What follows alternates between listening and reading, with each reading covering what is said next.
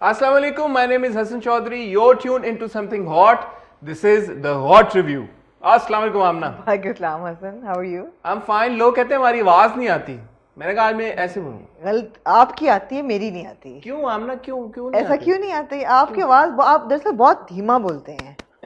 आप बहुत ऐसा बोलते हैं. तो मैं चीख चीख के बोलती हूँ, इसलिए ऐसे डिफरेंस आ जाती है. तो फिर आपकी पहुंचते तक और चली जाती है. हाँ, एग्जैक्टली. ये होता है. जी. कैसी हैं आप? मैं बिल्कुल ठीक हूँ. कैसी गुजरी ईद आपकी? हम ईद के बाद मिल चुके हैं एक दफा. मिले ईद के बाद हम ईद ऐसे लग रहा है कि काफी टाइम हो गया हमें अपने प्यारे क्योंकि हमने हॉट बाइट्स नहीं किए इस हफ्ते, और क्योंकि मैंने बैक टू बैक कुछ इंटरव्यूज किए हुए थे. माशाल्लाह, जबरदस्त इंटरव्यूज किया आपने. मुबारक हो आपको. Absolutely, it was an honour to interview of course Sania ji, and बड़ा अच्छा रहा उनके साथ. बड़ी गपशप लगी. वेटरन को मिलने का और बात करने का और इंटरव्यू करने का नुकसान ये होता है that when you like somebody और आप इंटरव्यू से पहले और बाद में गप्पें करें तो कई बातें उसमें निकल आती हैं, फिर आप कहते हैं ओहो ये बात हमने कैमरे पे क्यों नहीं की. इवन विद कबीर साहब भी ऐसा हुआ कि जब हमने कैमरास क्लोज कर दिए, इंटरव्यू खत्म हो गया, although we had talked about everything, लेकिन बाद में उन्होंने एक बड़ा इंटरेस्टिंग किस्सा सुनाया कि जब उन्होंने जनरल ज़िया से प्राइवेट परफॉर्मेंस लिया, उसके बाद दिलीप कुमार साहब भी आए पेशावर, और ज़िया साहब ने उनको इंट्रोड्यूस कराया दिलीप कुमार को कबीर साहब से, और it was a moment of honour for him and it was such a nice anecdote. मगर वो कैमरे पे जबकि कई दफ़ा ऐसा होता है कि आपकी बातें I was also very lucky कि मेरी भी सानिया जी से मुलाकात हुई उस दिन, और उनकी प्रेजेंस में बैठना, खाली उनसे गप लगाना आधा पौना घंटा, वो भी बड़ी एक ऑनर की बात है. और what an absolutely fabulous artist she is. Artist में इसलिए खास तौर पे कहूँगी कि मेरे ख्याल है एक्टर से बहुत ज़्यादा उनका दर्जा है, बिकॉज वो एक्टिविज्म और वो कॉन्शियस एफर्ट के कंटेंट बने, और क्रिएटिविटी जिंदा रहे, क्वालिटी जिंदा रहे, and she does so much social work which of course there was no time to touch upon. हमने रकीब से की बात करते करते घंटा हो गया था, बट यू नो वो ACF गई, she hung out with animals, and इतना वो काम करती हैं. It's amazing. बहुत ज़बरदस्त. ना सिर्फ वो आर्टिस्ट हैं बल्कि बहुत ज़बरदस्त इंसान है वो, और उनसे मिलके मुझे बाकायदा ये एहसास हुआ. मेरी पहले उनसे मुलाकात नहीं हुई थी कभी, खाली टीवी पे देखा था. सो वंडरफुल मीटिंग सानिया जी. और ऑफ कोर्स अली सफीना का आपका इंटरव्यू आया, बड़ा ज़बरदस्त, बड़ा मज़े का था वो. तो it was so much fun to even sit down and chat with him. ऐसे लोग होते हैं कि आपको दिल चाहता है दोबारा भी आप इनको इनफॉर्मली मिलें और गपशप मारें. बिल्कुल. They just nice to hang out with, which he was so nice. It was so hot that day, और AC जवाब दे चुके थे. मेरा तो बुरा हाल था, मगर वो बिल्कुल उन्होंने अपनी कूल मेंटेन की, और उन्होंने बिल्कुल नहीं उन्होंने अली की ज़बरदस्त एनर्जी थी, और वो नज़र आ रही थी. एंड अली से मिलने का भी मुझे बड़ा शौक है. मेरी मुलाकात नहीं उनसे भी. हम कर लेते हैं GT. हाँ, एक GT करेंगे. एक GT अली के साथ कर लेते हैं. जैसे आपको मैंने अपने उसमें भी लिखाया था इंस्टाग्राम पे कि Sania ji she brought a lovely lemon cake. तो लोगों ने कहा ओह आपने तस्वीर नहीं लगाई. तो बताया मैंने सानिया जी को, मैंने कहा लोग कहते हैं तस्वीर नहीं कहती, मैं एक और ले आती हूँ. तो अगर कल का हमारा प्रोग्राम मटेरियलाइज हुआ होगा तो लोगों ने इंस्टाग्राम पे हमें देख ही लिया होगा. तो इट वाज अ नाइस. और फिर मेरा एक इंटरव्यू आया मीरा सेठी के साथ. मीरा से बात करके मुझे बहुत अच्छा लगा. उन्होंने अपने कैरेक्टर को, जो कि एक बड़ी नॉर्मल सी बात है, आप समझें कि एक एक्टर को अपने कैरेक्टर को डिफेंड करने की ज़रूरत इसलिए नहीं होती क्योंकि कभी कभी वो ऐसे किरदार निभाते हैं जो कि असल में टॉक्सिक होते हैं, या उन किरदारों के एक्शंस कोई अच्छे नहीं होते, लेकिन एक्टर्स फिर भी उसको बहुत सेंसिटिवली ले लेते हैं और फिर उनको डिफेंड करना शुरू कर देते हैं. बट मीरा ने ऐसा कुछ नहीं किया. उन्होंने बड़े ओपनली इस बात को एक्नॉलेज किया कि जो उनका कैरेक्टर था काफ़ी हद तक टॉक्सिक था. क्यों था वो भी डिस्कस किया, और उनकी क्या असेसमेंट थी कि जो गुलापा का कैरेक्टर था चुपके चुपके में वो ऐसा क्यों था. बड़े मजे की उनसे डिस्कशन हुई. And of course Meera is a writer as well. Meera is extremely पढ़ा लिखा बंदा, और पेरेंट्स उनके नजम सेठी और जुगनू मोहसिन की बेटी हैं, तो ऑब्वियसली जर्नलिज्म भी उनकी रग रग में है, और लिखाई भी रग रग में है. पढ़ी लिखी वो बेतहाशा हैं, तो वोक भी बहुत हैं. तो ऐसे लोगों से तो मेरा नहीं, ये आप तवक्को नहीं रखते कि वो अपने क्रिटिसिज्म अवॉइड करेंगे या डिनायल में जाएंगे कि नहीं. भी बड़ा ज़बरदस्त. और मुझे इस बात की भी बहुत खुशी, मैंने अपने इंटरव्यू पे भी मेंशन किया. आप लोगों से अगर नहीं देखा तो ये रिलेटेड वीडियोस में सारे हमारे इंटरव्यूज आ रहे होंगे, ज़रूर देखिएगा. खुशी इस बात की हुई आमना कि मीरा जैसे हैं, वॉल स्ट्रीट जर्नल में बुक्स एडिटर थी वो जी. उस्मा जी का इंटरव्यू किया, वो LSE में उनको दाखिला मिला हुआ था स्कॉलरशिप के ऊपर. एमन सलीम ऑफ कोर्स अभी यूपेन से ग्रेजुएट करके आई, मैकेंजी में काम करी थी. दिस इज सो रिफ्रेशिंग कि इतनी माशाल्लाह पढ़ी लिखी, इंडिपेंडेंट और फ्लरिशिंग करियर्स के साथ हमारी जो अदाकाराएं हैं, women who are so inspirational for young men and women, बिल्कुल, जो कि अपने पैशन को परस्यू कर रही हैं। और मीरा ने भी वही बात की, एमन ने भी वही बात की थी कि ज़रूरी नहीं है कि अगर आपके पास बड़ी एक अकम्पलिश्ड किस्म की जॉब हो तो वो आपके लिए फुलफिलिंग भी हो। बिल्कुल, आपको अपने पैशन के लिए अगर फाइट पुट अप करनी पड़े, अगर आपके पैशन को परस्यू करना चाहिए तो ज़रूर करना चाहिए। हाँ हसन, मैंने कभी कॉर्पोरेट में काम नहीं किया, लेकिन जो लोग काम करते हैं they make a lot of money, मगर वो ये भी कहते हैं कि एट सम पॉइंट वो they kind of sell their soul.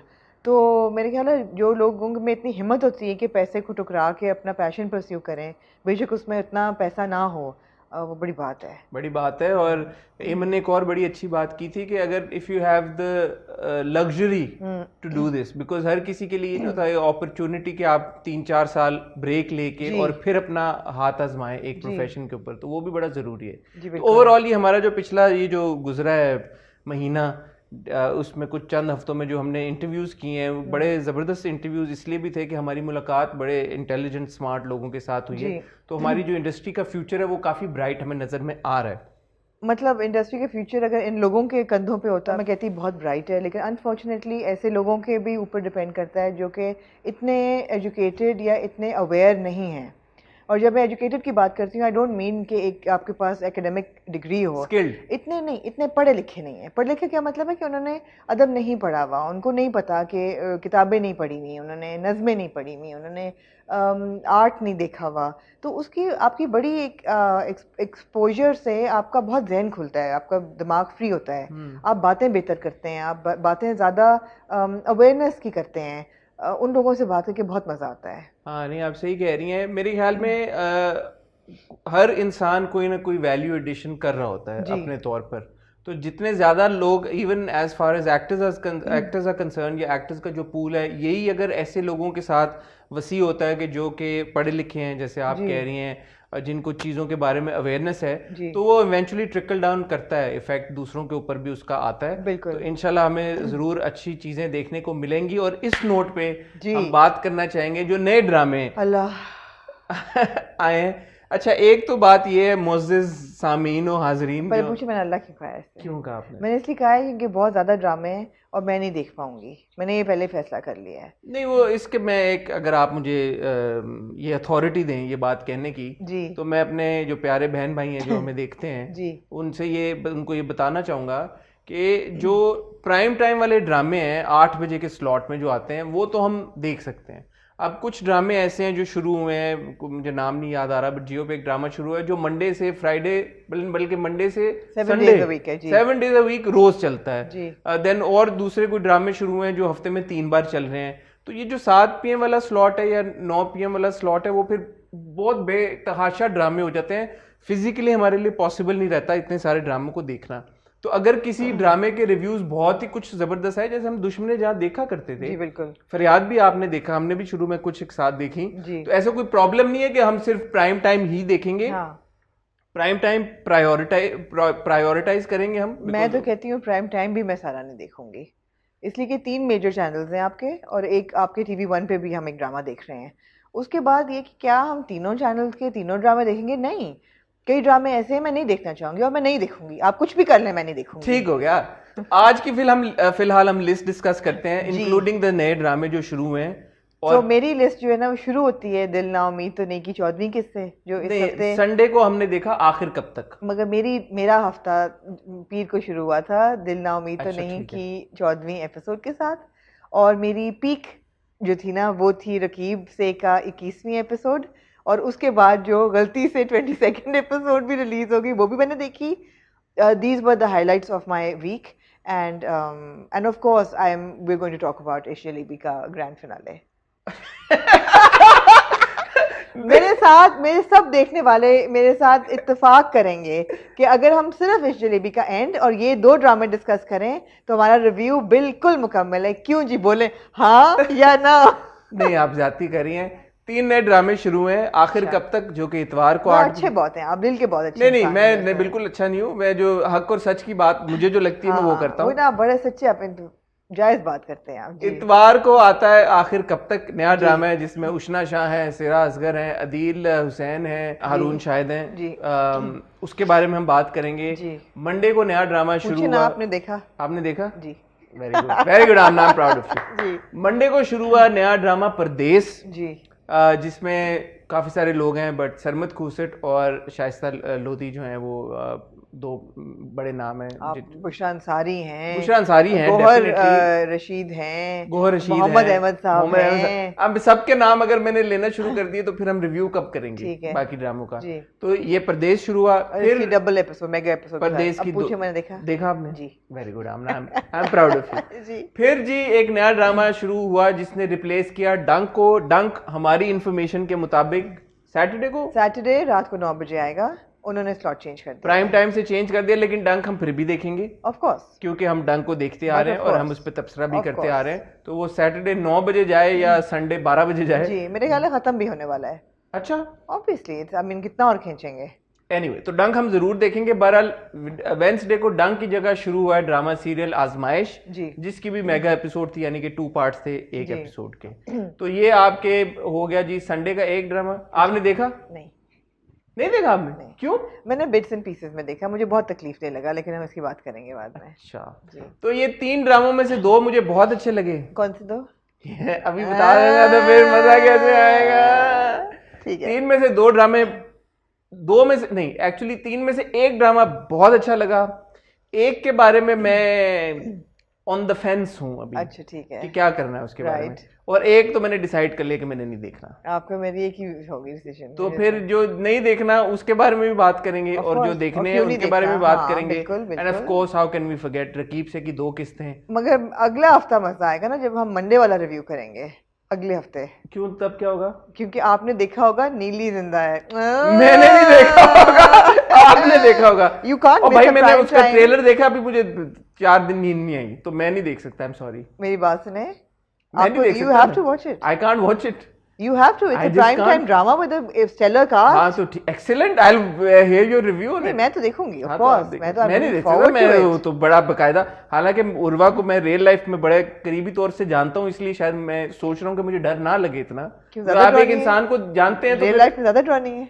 नहीं ऐसी बात नहीं है। बट ऑब्वियसली आपने अगर एक इंसान को रियल लाइफ में जानते हैं और फिर उनको स्क्रीन में हॉरर करते हुए देखते हैं तो इतना शायद इम्पैक्ट नहीं होता।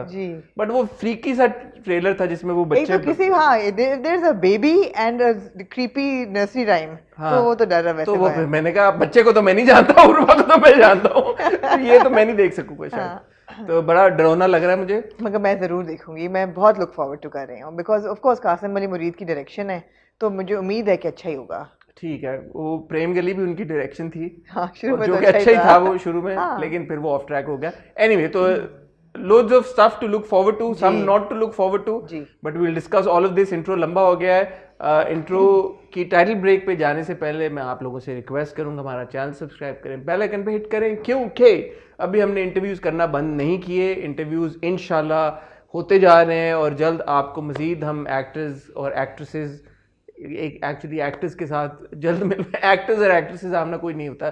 काजोल ने एक बार कहा था अगर डॉक्टर का डॉक्टरेस नहीं हो सकता तो फिर एक्टर का। बट ऑस्कर्स में यूज होता है टर्म एक्ट्रेस। हाँ, तो क्या प्रॉब्लम? कोई ऐसी ईगो की बात नहीं, ईगो की बात नहीं मेरे ख्याल में। एग्जैक्टली, एक्टर्स और एक्ट्रेसेस से हम आपका पूरा उर्दू मुज़क्कर मुअन्नस पे चल रहा है ना।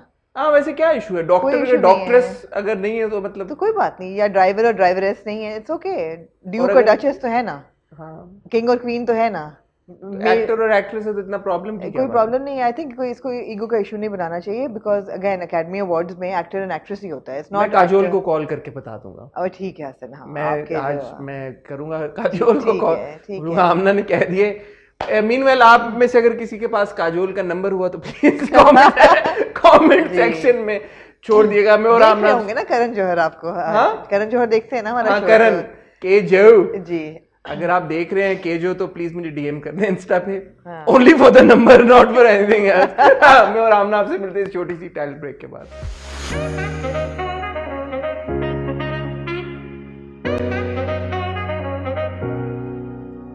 हाँ जी आमना। हसन, मेरे से ना गर्मी नहीं बर्दाश्त हो रही। It's really been really too hot. मुझे लगता है मुझे हल्का सा हीट स्ट्रोक हो गया है, तो मैं हंसे मत, मैं आपको केरी का कार बैठे हो गए था नहीं, जो हम गए थे इंटरव्यूज के लिए, जो मैं निकली थी, इतनी मेहनत की है मैंने। एसी वाले कमरे में बैठी हैं आप यार, ਤੁਸੀਂ ਕਿਹੜਾ ਇੱਟਾ ला रहे सी ਤੇ ਨਾਲ ला रही थी। आप केरी का शरबत पियेंगे? कौन सा? केरी का। मैं जरूर पीना चाहूंगा। अच्छा, मैं आप सबके लिए मंगाती हूँ। पहले रिव्यू ना हम कर लें, मतलब साथ साथ मिल जाएगा। तो क्या फिर ब्रेक लें या शाहरुख को? आप लगे रहना, शाहरुख को बोलेंगे वो पुर करके आगे यही तो हमारा फायदा है, नेचुरल है। हाँ। दो बंदे बैठे इसलिए। लो जी ख्वातीनो हाजरीन, मेरे ख्याल में पहला ड्रामा जो हम डिस्कस करेंगे वो है इश्क जलेबी। हो गया आपका? हो भी गया। मैंने मिस कॉल मारी शरीफ को। ओ छा गया। पहले मेरे ख्याल में इश्क जलेबी का फिनाले डिस्कस कर लेते हैं, क्योंकि वो ये ना हो कि रिव्यू के एंड तक पहुंचते पहुंचते ही स्टेल हो जाए, क्योंकि रिव्यू मुझे लग रहा है कि आज शायद लंबा हो जाएगा थोड़ा। जी, मुझे बड़ा अच्छा लगा एंड, ऑल्दो बीच में मुझे लगा था कि it had started to stretch, और मुझे उम्मीद थी कि ईद पे ख़त्म हो जाएगा, नहीं हुआ, तो मुझे थोड़ा सा डिसअपॉइंटिंग था, मगर एंड उसका बहुत अच्छा था, मैंने बहुत एंजॉय किया। बस हाँ, थोड़ा सा मैं भूल गई हूँ एक्चुअली, काफ़ी दिन हो गए हैं उसको। मैं मुबारकबाद पेश करना चाहूँगा इश्क जलेबी की पूरी टीम को जी। मेरे ख्याल में कि जो आखिर का ये मेगा ग्रैंड टाइटैनिक किस्म का जो एपिसोड था, 1:40 मिनट का, बाजी ले गया।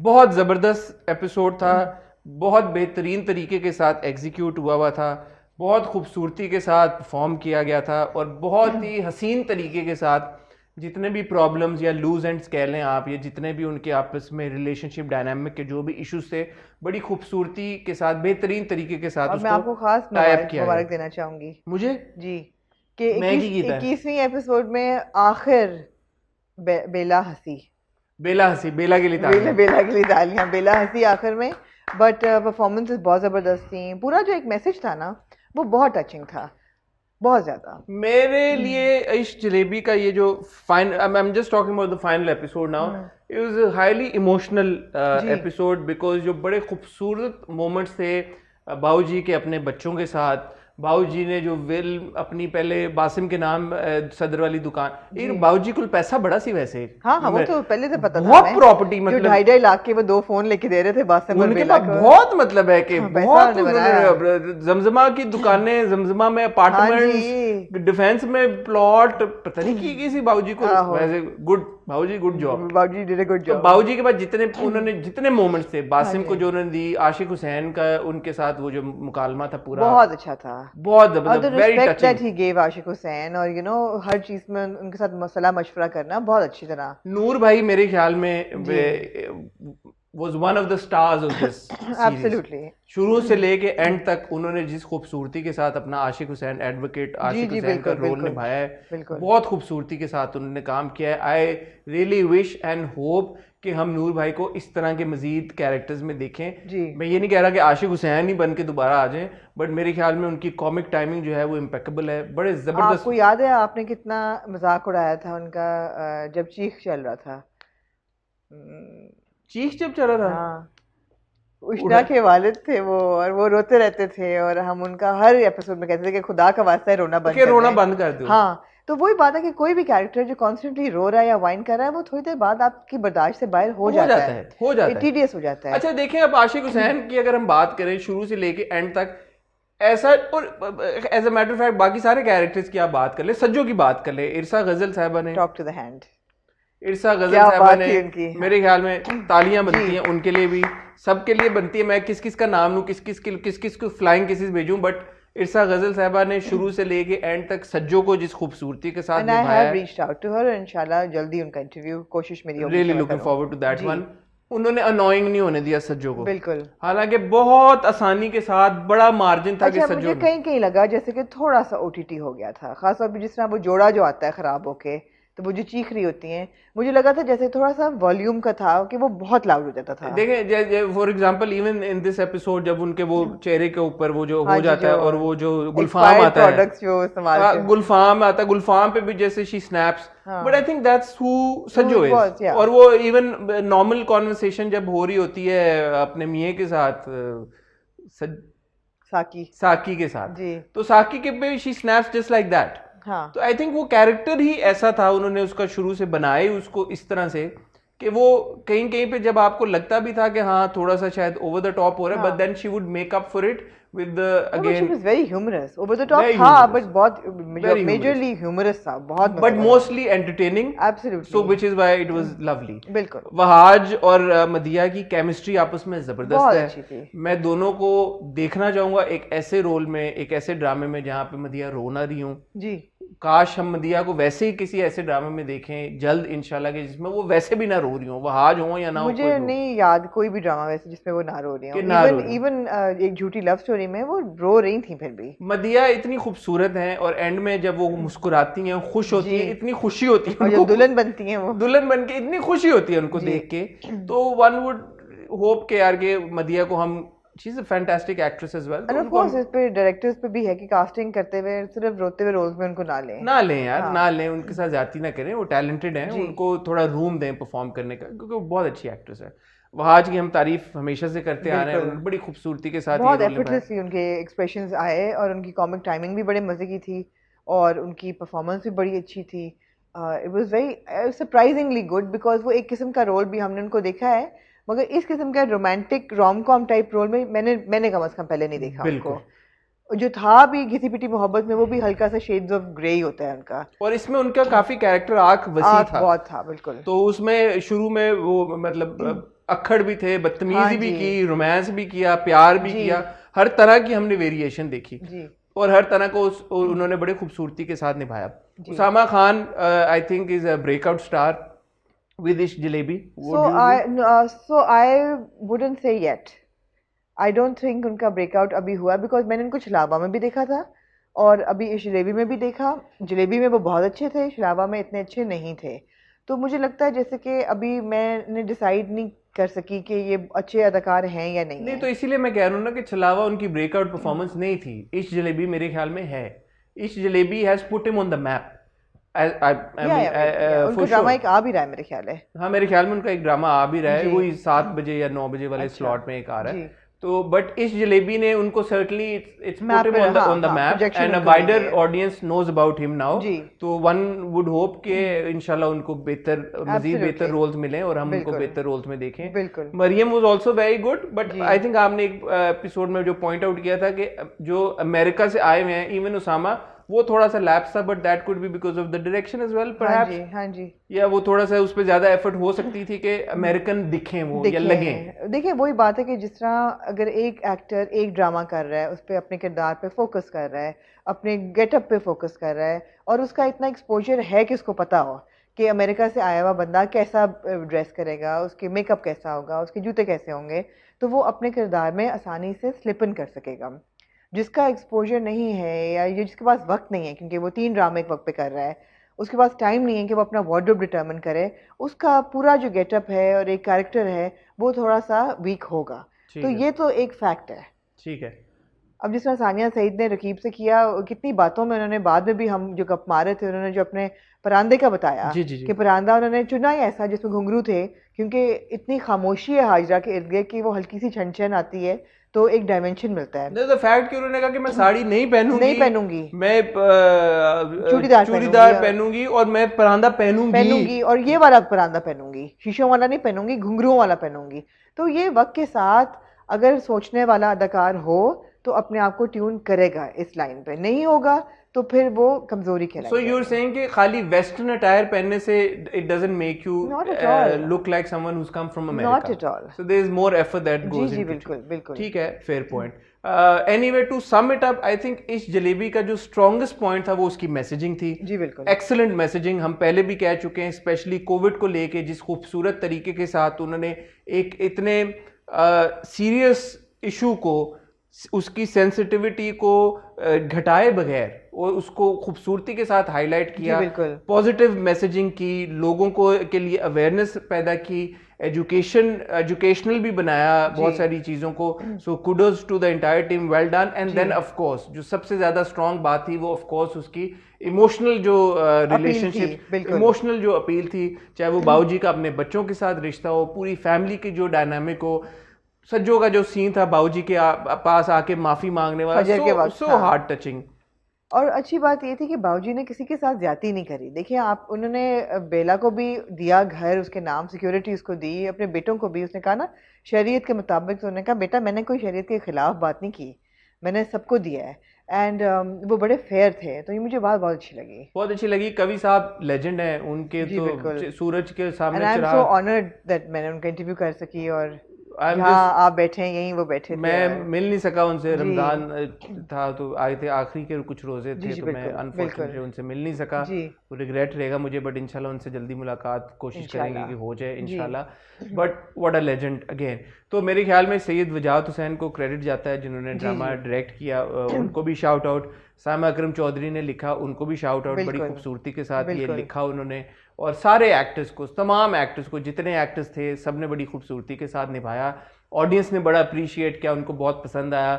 हमारे आपस में जो रिव्यूज़ की जो बीच में हमारे उन जो क्रिटिसिज्म असाइड, आई थिंक उसको बहुत खूबसूरती के साथ उन्होंने रैप अप किया है। अभी भी मैं क्रिटिसाइज करना चाहूँ तो मैं ये कहूँगी कि जो पुप्पी जान आई थी, उनका किरदार एक जरूरी नहीं था, वो ना भी आती तो खैर। आपने गुलफाम को डाला, फिर उसकी एंड में से सबको हैप्पी एंडिंग, आपने लूज एंड टाई कर दिया ना, टाई अप कर दिया। इवन उसामा का जो कैरेक्टर था, विकी, उसको भी लड़की पसंद आ गई, उसको भी लड़की पसंद आ गई है। अब कहने को बंदा ये भी कह सकता है कि मंगनी के एक दिन बाद ही उसको आ गई, ठीक है, that's what it is, young boys and girls, और वो सारी डायनामिक थी, तो होता है। और इसमें वही मैं कह रहा हूँ ना कि हर कैरेक्टर जो था बिलीवेबल था, और ये सब वैसे ही थे, चाहे वो मामू हो, मामू का भांजी के साथ रिलेशनशिप हो, चाहे उनकी बीवियां हो, चाहे उनकी जो डायनामिक हो, एंड में सब खुश हो गए, it was a happy ending. अच्छा, मेरा बड़ा दिल था कि जो गुलफाम का कैरेक्टर आ रहा है ना, वो कोई कैमियो होता।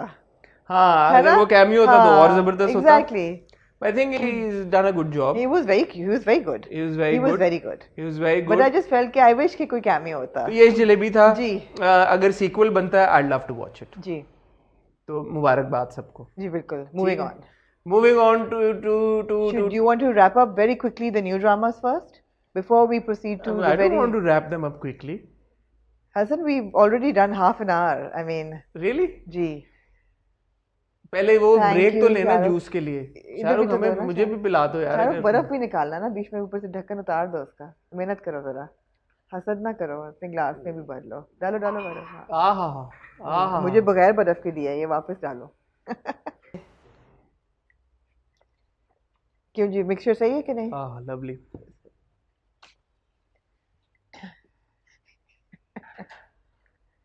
शुक्रिया आमना जी। यहाँ से तो गिर जाएगा। होममेड है। लवली। अच्छा, तो हम अब शुरू करते हैं फिर क्रोनोलॉजिकली चलते हैं, वरना हम भूल ना जाए। जी। आखिर कब तक?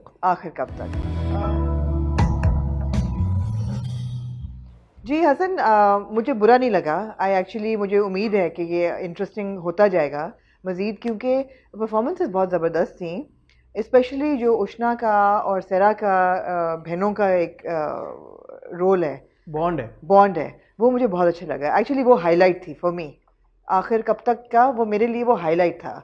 जो डायनामिक दिखाई हुई है घर की, कि गुलराना जी दादी हैं, उनके 2 बेटे हैं, उनकी जो बीवियाँ हैं, एक की बीवी काम करती है, वो मूव आउट करने का सोच रहे हैं, उनका एक बेटा है और दूसरा बेटा भी है, एक बेटी भी है जी, जो लूटियाँ लगाती रहती है। जो दूसरा बेटा है, जो विच इज़ शरूद अलवी साहब, उनकी बीवी जो हैं जुवेरिया बासी, उनको मार पड़ती रहती है, she is a house wife, और उनकी 2 बेटियां हैं। तो सोशल इशू भी आया कि बेटा नहीं हुआ, वो भी हमने देखा। जो कज़न है बाहर की थी एग्जैक्टली, कज़न जो है वो हरास कर रहा है घर में। छोटी वाली ने बाप को माँ को मारते हुए देखा है पूरी ज़िंदगी, वो सहमी रहती है। और बट वो इस वजह से सहमी रहती है, उसके साथ कोई ट्रॉमेटिक, मेरे ख्याल है it has to be more.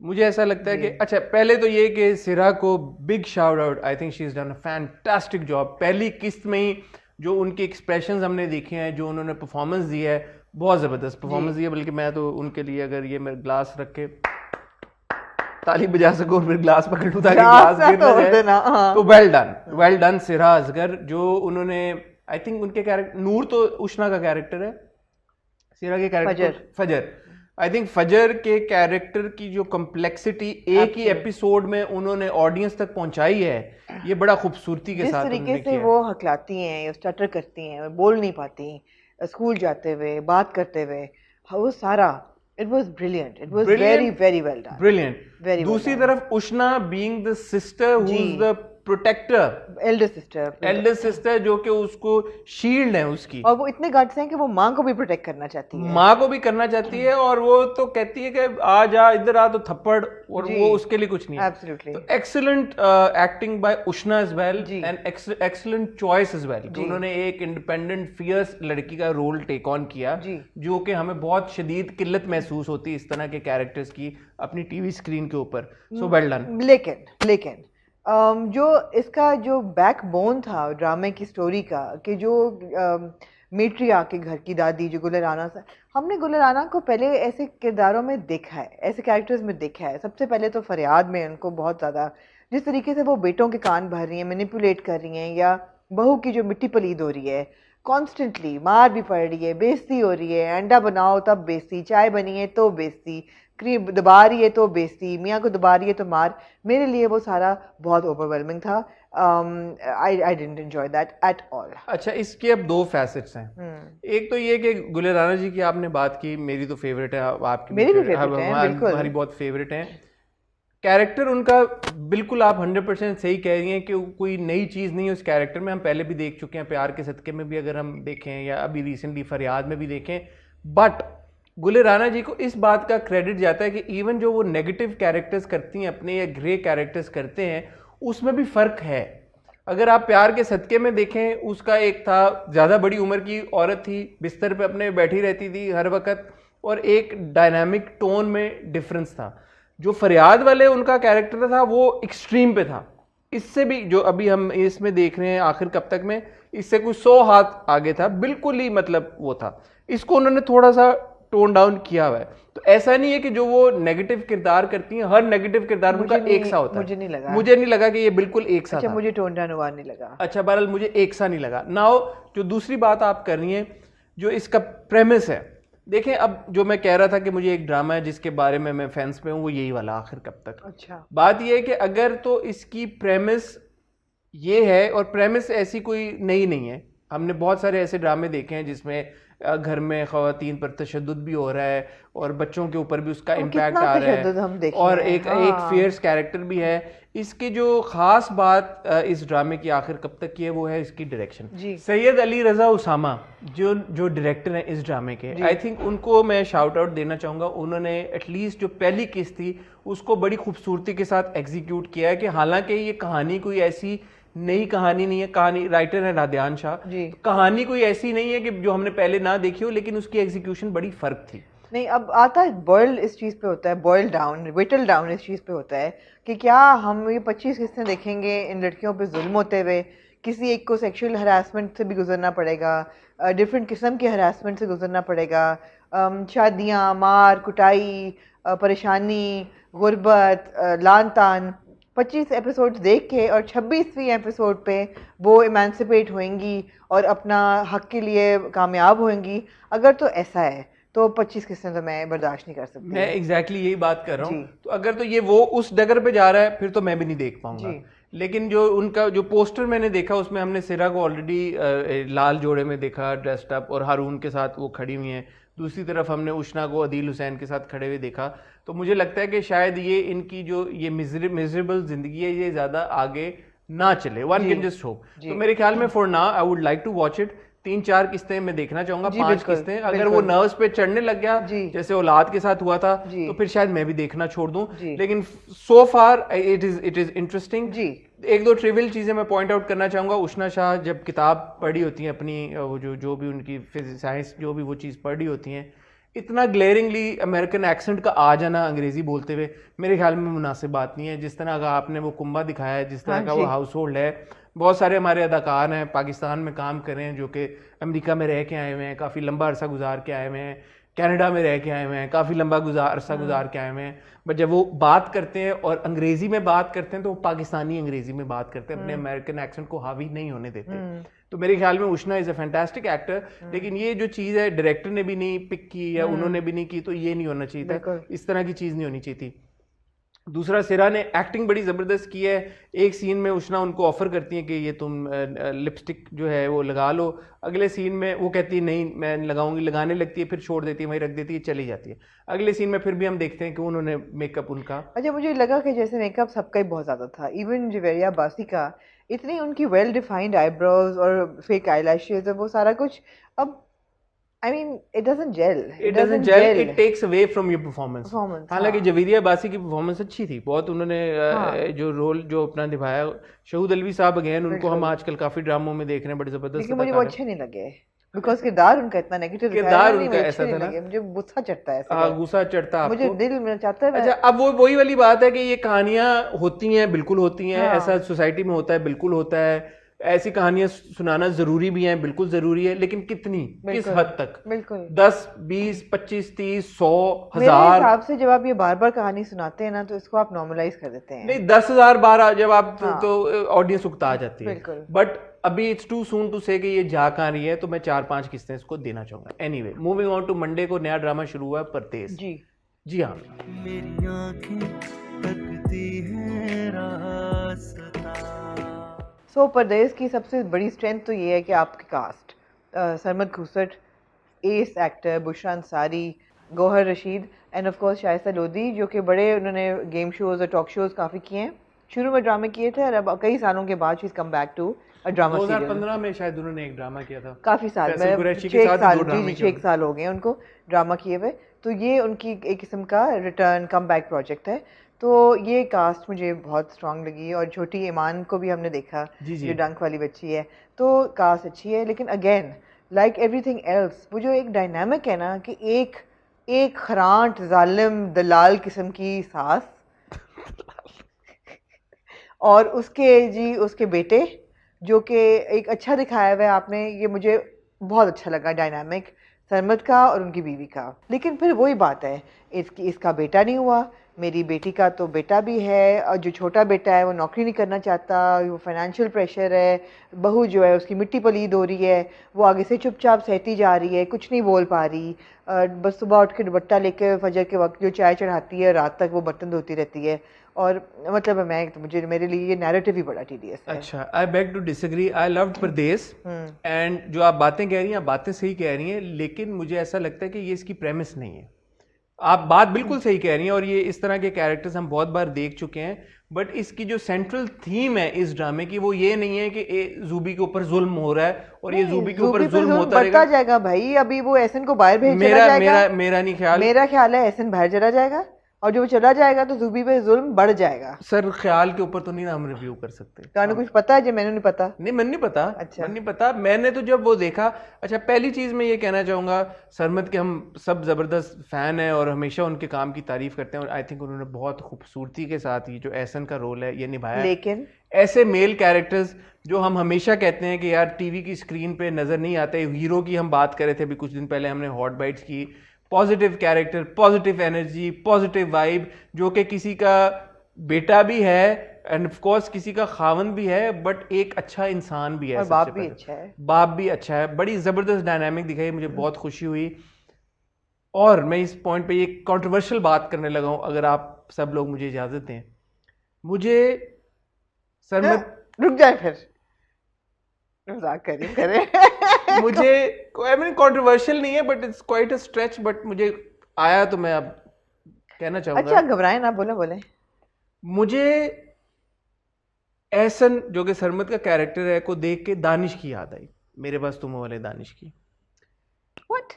I'll tell you. It's what? Just hear me out. I'll tell you why.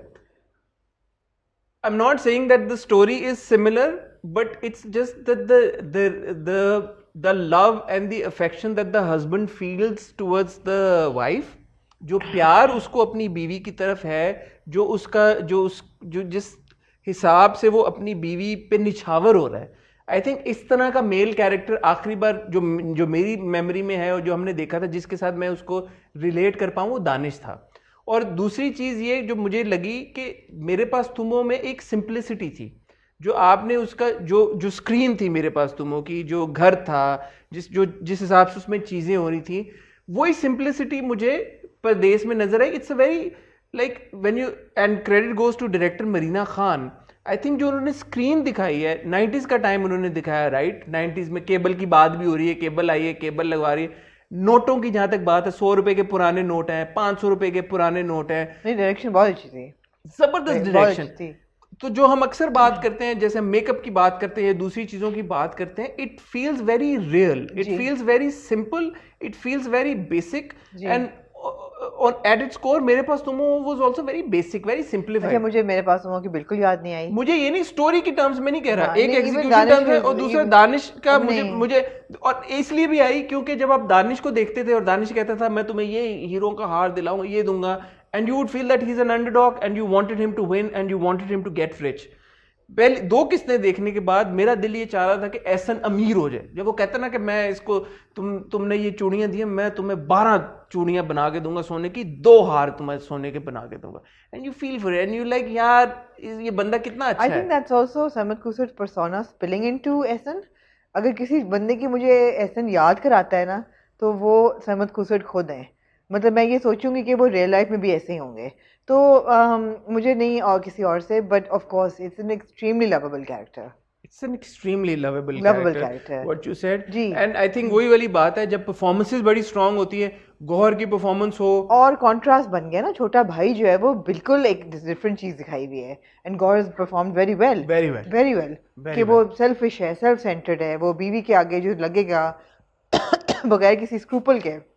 Gauhar is a very talented actor, मगर वही बात है कि हमें रुलाएंगे कितना, मेरा नहीं ख्याल इसमें आपको शायद ज्यादा रोने को मुझे ऐसा लगता है, आई कुड बी रॉन्ग। पहली 2 किस्तों से या एक किस्त बड़ी फास्ट मूवमेंट थी कि आसिम की शादी भी नौशी से हो जाती है, शादी भी हो गई है, और वो अब अगर परदेश जाने का हमें पता भी लग गया कि कौन जा रहा है और कैसे जा रहा है। हाँ जी। तो I love that. Shaista Lodhi के बारे में मैं ये कहना चाहूंगा, मैंने उनको पहले एक्टिंग करते हुए नहीं देखा था, तो मुझे नहीं पता था, मुझे उनसे कोई एक्सपेक्टेशन नहीं थी, बट मेरे हिसाब से उन्होंने अच्छी एक्टिंग की है और बड़ी खूबसूरती के साथ उन्होंने जूबी का कैरेक्टर है उसको निभाया है। और अगर अब आप देखें एक सेकंड के लिए, अगर मुझे ये ड्रामा दिखाने से पहले आप ये कहती हैं ट्रेलर से भी पहले कि यार कि हमने एक ड्रामा बनाना है जिसमें हमने शाइस्ता लोधी और सरमद खुसरट को कास्ट करना है as the man, as the like the lead couple who heads over heel in love with each other, and you think Shaista Lodhi and Sarmad Khoosat इनकी मैं पता नहीं, but now when you look at their performances the chemistry is there, true you can feel the chemistry and credit goes to both of them. I think उन्होंने दोनों ने जो आपस का जो रिलेशनशिप जो डायनामिक डेवलप की है, चाहे वो उनकी कॉन्वर्सेशन हो, जब उनकी बेटी सो रही होती है बिस्तर पे लेटे हुए जो उनकी कॉन्वर्सेशन होती है, एक सीन था इतना क्यूट सीन था, सरमद जाते हैं, एहसन जाता है और वो बर्तन धोना शुरू कर देता है उसके साथ, वो कहती क्या करेंगे आप, मुझे आप अम्मी डांटेंगी, मुझे डांटेंगी, it's all very cute, it's all very natural, like you know it was natural acting. एक प्रॉब्लम है मुझे दोनों से, जूबी से और एहसन से, कि जो बैकग्राउंड से उनको दिखाया हुआ है ना कि वो बेसिकली तो इलेक्ट्रिशियन टाइप है ना, जो एहसन है lower middle class working almost working class है, और मतलब है कि मोहल्ले में रहते हैं, they both seem a little too polished to be to have origins there, मतलब वो बहुत ज्यादा पढ़े लिखे लग रहे हैं अपनी डिक्शन में, कराची में है ना, अपनी डिक्शन में और अपने उसमें नहीं, फिर भी उर्दू स्पीकिंग लोग आपको पता है वैसे ही अपने, जैसे सानिया जी का कैरेक्टर है रकीब से में जी, वो लगता है ना कि वो, तो मेरे ख्याल है हमें आज के रिव्यू का ना पार्ट 2 करना पड़ेगा सिर्फ रकीब से के लिए वो उस पे भी आते हैं, ये तो नहीं खत्म होने वाला। बट परदेश की जो मैं कहना चाहूंगा, मुझे ये वाकई में पसंद आया जो आप बात कह रही हैं, मुझे वो उस इंटेंसिटी से इसलिए नहीं फील हुई क्योंकि मुझे लगा वो उसकी प्रेमिस नहीं है, बट हो भी सकता है, मुझे नहीं पता कि ये ड्रामा आगे का हो रही है उसकी, चाय ठंडी लाई हो, चीनी नहीं डाली, ठीक है ना, अब चीनी डालोगी तो ये नहीं करोगी, पैसा नहीं थोड़ा सा, तो अब जब आप अपना हार दे दो, अपना सेट दे दो बेटी के लिए, वो भी ले लिया, बेटी को क्यों लेके दे रहे हो, चूड़ियां क्यों लेके दी हैं, फलाना, ठीक है ना। अब रियलिस्टिक जब आप ड्रामा देखते हैं तो उसमें ये सारी चीजें शायद मुझे नहीं देखना रियलिस्टिक स्टोरी है, मेरे ख्याल में परदेश इज अ, मैं देखूंगी तो ऑफ कोर्स बिकॉज जो स्ट्रॉन्ग पॉइंट्स हैं, मरीना खान की डायरेक्शन है एंड ऑफ कोर्स सरमद खुसरट है, इनके लिए मैं एक हफ्ता और देखूंगी, फिर मुझे लगा जैसे बहुत टीडीएस से रोना धोना, तो मैंने अच्छा खैर मैं देखना चाहूंगा अभी एटलीस्ट 4-5, अगर रोना धोना हुआ औलाद की तरह तो मैं आपकी बिल्कुल, मैं नीली देखूंगी, आप परदेश देखिएगा। अच्छा ठीक है, लेकिन मुझे लगा कि परदेश एक अच्छा एडिशन है, मुझे खुशी हुई, सरवद नज़ीर ने लिखा है जी, और अच्छा मुझे अच्छा लगा, मुझे सबकी परफॉर्मेंस भी मजे का लगा, मुझे पहली किस के बाद दूसरी देखने का शौक हो रहा था कि मैं देखूं क्या होता है, ठीक है, आई एंजॉयड इट, ठीक है, and if I may okay I won't predict it, मैं मुझे लगता है कि ये शायद बड़े ड्रामे में तब्दील हो जाएगा। अच्छा, मुझे फीलिंग आई है इसको देख के। ठीक है, अल्लाह करे, क्योंकि ये 90s में ना, अभी तो ये स्टोरी आगे जाएगी। ठीक है, तो मैं कोई दुश्मन नहीं हूँ ड्रामे की। अब देखिए ना, फोन आ रहे हैं, पुराने फोन, साथ वाले घर से फोन भी नहीं है घर पे। It's very real, I like it. आपको बचपन अपना याद आ रहा है? मुझे बचपन भी याद आया। मुझे अच्छा लगा कि मरीना खान इतनी बड़ी वो अदाकारा है, लेजेंड है यार, और उन्होंने वो जो है इन चीजों का ख्याल रखा, सारी चीजों का। बड़ी खुशी की बात है। ठीक है, लव्ड इट। नहीं, certainly it's a strong project. बस रोना धोना अगर कम हो तो सही है। और फिर तुसी की चाह रहे हो कि मतलब चुपके चुपके इस जलेबी चलता रहे पूरा? हाँ, मुझे लाइट हार्टेड देखने हैं। ठीक है, आप नीली देखिएगा। हाँ जी, मैं नीली देखूंगा। Anyway, moving on to Monday को आया दिल ना उम्मीद तो नहीं। ओहो, 1 महीने के बाद। ओहो, आई विश कि उन्होंने थोड़ा सा रिकैप लंबा दिया होता, बिकॉज हम देख रहे हैं अब अच्छे खासे 3-4 हफ्तों के बाद, और ऑफ कोर्स हमें 3-4 नहीं, महीना पूरा हो गया, महीने के बाद। पहला एपिसोड चला था रमजान में मेरे ख्याल है, एक अच्छा महीने के बाद हम देख रहे हैं, और ऑफ कोर्स हमें अच्छी तरह याद है एग्जैक्टली कि किसकी जिंदगी में क्या मोड़ था एक्सेट्रा। लेकिन जस्ट फॉर व्यूअर्स सेक एक लंबा रिकैप इनको देना चाहिए था। मैं दे दूं रिकैप? मैंने आ गया यार, एनी भी मैं कोई बुलक्कड़ नहीं, लेकिन आई जस्ट फेल्ट कि होना चाहिए था जस्ट फॉर द व्यूअर्स। अच्छा ना के चलो ना, फिर होते तो याद आ गया ना तानू। लेकिन अल्लाह का शुक्र है कि स्टोरी उस मोड़ तक पहुंची है और आगे बढ़ी है, जिसका हमें बहुत शिद्दत से बहुत देर से इंतजार था। अच्छा, कितनी की आगे बढ़ गई फिर? 10 से बढ़ी है ना। पहले तो मेरा ख्याल था कि सवेरा को इकराम ने मार दिया होगा। सवेरा ये आपने प्रेडिक्ट किया था। सवेरा को नहीं मारा इकराम ने। दूसरी चीज़ ये है कि जो लड़कियां भाग गई हैं, सुरैया बाजी को आके जो बिग बॉस हैं, उन्होंने जिनकी शक्ल हमने नहीं देखी, उन्होंने कहा कि पैकअप करो, तो उसने जाके बता दिया। लड़कियां नहीं भागी, एक ही सुंबल ही भागी। एक लड़की भागी है, तो वो आए हैं ना बिग बॉस, उन्होंने कहा कि एक लड़की जो भागी है, लेकिन वो मीडिया के पास लड़कियों को पकड़ो, लड़कियों को, तो लड़कियां तो नहीं भागी, एक ही लड़की सुंबल ही भागी। हाँ, तो वो सारा कुछ उन्होंने कहा पैकअप करो, ये तो उम्रे पे जाओ, कुड बी अ मेटाफोर के नॉकर ऑफ। मुझे तो यही लगा एक्चुअली। एग्जैक्टली, और यहाँ से इनको अलग अलग घरों में भेजो, बिकॉज मीडिया आ जाए, पुलिस आ जाए, तो भी हम तो, और ऑब्वियसली पॉलिटिशियंस भी आते रहे हैं और बिजनेसमैन भी आते रहे हैं और बहुत बड़े बड़े नाम इन्वॉल्व हैं। ये डेवलपमेंट। दूसरा हमने देखा जमशेद बड़ा हो गया और उसकी डायनामिक, और जो हम नेक्स्ट सीन जो देखते हैं कि वो जो आर्टिस्टिक अंकल होते हैं वो कहते हैं कि मैं अडॉप्ट करना चाहता हूँ, and the way he takes him under his custody wings, and वो बहुत इंडेयरिंग था सारा। और फिर ऑफ कोर्स हमारी जो हीरोइन है सुंबल, वो भागती भागती जहाँ गिरती है जाके, और वो जो अंकल उनको उठा के अंदर लेके जाते हैं। ये बेचारे अंकल यही वाले रोल आशिफ भाई उनसे कराते हैं हर ड्रामे में, इनकी रेपुटेशन ही ना खराब हो जाए। और शुरू में मुझे लगा कि यार शायद अच्छे हों, मैं कहा नहीं। जब वो कहते ना मैं सीडी लेके आया हूँ, मैं कहा सत्यानाश हो गए थे, सीडी थे फिर उन्होंने शुरू, by the way good acting by uncle, मुझे सॉरी उनका नाम नहीं पता। उन्होंने कहा कि वो सीडीओ में रात को मैं गाने, उसको याददाश्त आ जाती है वापस, तो मैं गाने चलाऊंगा तो तुम्हारी भी याददाश्त वापस आ जाएगी। अरे यमुना की जबरदस्त एक्टिंग। अब वही बात है ना कि आप रियलिटी दिखा रहे हैं। अब यमुना के नाखून देखें यार, नेल पॉलिश चिप हुई हुई है, मुंह पे कोई मेकअप नहीं है, बुरा हाल है, पसीने निकल रहे हैं, बाल चुप। अगर इसी में आप उसका ब्लो ड्राई करके उसको आई शैडो लगा देते तो आप क्या करते हैं? जब उसको वो चने देते हैं, नान चने, हाँ जी, जैसे वो खाती है, वो लग रहा है कि भूखी है बेचारी, 2 दिन से उसने कोई खाना नहीं खाया हुआ यार। Excellent performance. यहाँ पे देखे एक और बात आ जाती है, जब आपका डायरेक्टर हो ना काशिफ निसार, तो फिर आपको ये सारी चीज़ें, फिर आप और आप एक्टर भी अच्छे हों, तो फिर ये चीज़ें फिर एम्पलीफाई हो जाती हैं। और ये ज़बरदस्त डायरेक्शन है, ज़बरदस्त स्टोरी टेलिंग है। सारे सीन्स आप देख लें, जिस हिसाब से ये अब स्टोरी आगे प्रोग्रेस कर रही है। वहाँ पे जो कोठी थी, जब वो जा रही होती हैं सुरैया आपा, वो देखती है, कहती है बड़े बड़े आए, सब आए, मेरे कदमों में धूल चाटते थे, और अब जो है कदमों में धूल नहीं चाटते थे, कदमों में बैठते थे, और अब जो है वो मैं कहाँ से क्या हो गई। अब उनका एक्चुअली हुआ क्या है, ये something that I am also doubtful about. मुझे नहीं लगता कि वो एक्चुअली असल में उम्रे पे भेजा गया उन्हें। आई थिंक नॉक ऑफ होने का मेटाफर है शायद इनको। हाँ, तो बट खैर उस पे पता चलेगा। वो बात बड़ी अच्छी करती हैं, वो कहते हैं ना आप जब जाओ काबा देखना तो हमारी दुआ करना, तो कहते हैं दुआ करने के लिए काबा देखने की जरूरत नहीं है। वो कहती है मैं बहुत गुनाहगार हूँ। हाँ। लेकिन एक और उन्होंने बात की कि जो रिस्क की बात की, उसने कहा ना, क्या नाम है उसका, सवेरा ने कहा ना, जब के अल्लाह से दुआ करना कि मेरा रिस्क जो है हलाल करते हैं। हाँ। तो वो आगे से उसने कहा कि जो हराम, क्या बोला था, हराम मुर्दा को, जो मुर्दा खाने वाला जानवर है वो मुर्दा ही खाएगा ना, वो मुर्दा ही खाएगा, तो उसके लिए वही हलाल है। ये बात मुझे नहीं, वैसे मुझे भी समझ आई, नहीं मुझे बात, ये बड़ी टेक्निकल बात थी नहीं, लेकिन ये बात सही नहीं है, ये बात सही नहीं है। हलाल हलाल है, हराम कि अल्लाह ने हमारा रिस्क इधर लिख दिया। नहीं, ऐसी बात नहीं, ऐसी बात तो नहीं है मेरे ख्याल में। नहीं, मेरे ख्याल है ये गलत डायलॉग, सही नहीं था। ये मुझे या हमें समझ नहीं आया या क्लैरिटी नहीं है इसकी, या हमें समझ नहीं आया, लेकिन थोड़ा सा एम्बिगुअस था ये डायलॉग। ये इसकी तो बड़ी क्लियर आपको पता है कि डिमार्केशन है, जो हर चीज हलाल है वो हलाल है, हलाल और जो हराम है वो हराम है, बिल्कुल। ये ऑफ कोर्स अल्लाह ने तो आपको नहीं, ये गुंजाइश है कि अगर इस सूरत में कि आपके पास कोई और चारा नहीं है तो आप हलाल भी खा सकते हैं अगर आप भूखे हैं या कोई जो चीज हलाल, एग्जैक्टली। लेकिन ये है कि ये वो सर्कमस्टांसेस नहीं है, तो ये मुझे थोड़ा एम्बिगुअस लगा डायलॉग। फिर हम आते हैं नसीम ज़रा की तरफ, और किस चीज़ पे एम्फेसिस है कि एक अच्छा उस्ताद आपकी ज़िंदगी बदल सकता है।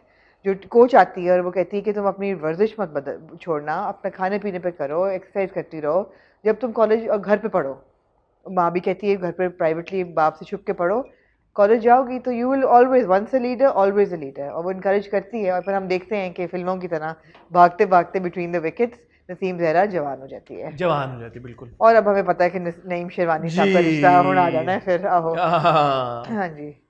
तो again looking forward to the next episode of Dil Na Umeed To Nahi. I am really glad. Question आपके लिए। जी जी। जमशेद जो है वो जो कहता है कि मैं जो मारती थी, लेकिन मेरी जो वहाँ मेरे से सलूक होता था वो इससे भी बुरा है जो साथ वाली आंटी करती थी, मैंने वापस नहीं जाना। I felt that was a little unfair on his mother, तो बिकॉज माँ तो मारती थी फ्रस्ट्रेशन में अपनी उसमें, लेकिन माँ बहुत ज्यादती करती थी। 10 रुपए उसने मांगे, मास्टर मारता था। हाँ, बच्चे, लेकिन एज अ मदर मुझे तकलीफ हुई थोड़ी सी। हाँ, बट वो माँ भी उसकी तो वो रोल मॉडल माँ तो नहीं थी। नहीं, तो बड़ा अनफॉर्चुनेट है। और ये देखे, ये बड़ी एक इसमें भी बड़ा स्ट्रॉन्ग मैसेज है कि जमशेद जैसे बच्चे किस तरह के ट्रॉमा से गुजरते हैं। वो तो मेंटली बेचारे किसी काम के नहीं रहते जी। तो लेकिन ये है कि उसको एक पढ़े लिखे इंसान ने जब उसको सरपरस्ती करना शुरू की, रिहेबिलिटेट किया, अब वो एक्चुअली दूसरे लोगों को भी हेल्प आउट कर रहा है जी। बिल्कुल, ये बड़ा जबरदस्त एक बिग ब्रदर बन के, तो it's an excellent message for you know the audience जी।